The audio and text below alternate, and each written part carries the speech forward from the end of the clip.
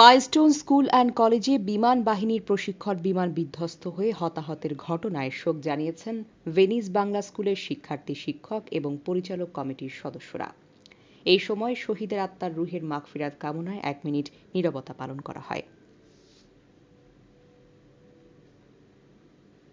বাংলাদেশের উত্তরায় মাইলস্টোন স্কুলে যে দুর্ঘটনা ঘটেছে, যে বিমান দুর্ঘটনা, তাতে অনেক ছাত্রছাত্রী মারা গেছে।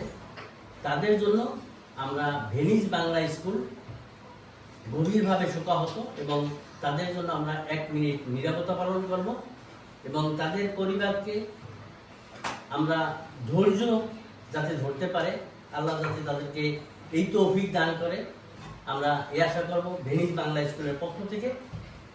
আমরা সবাই শোকাহত যে এইরকম একটা মর্মান্তিক ঘটনা উত্তরা মাইলস্টোন স্কুলের উপরে দিয়ে চলে গেছে।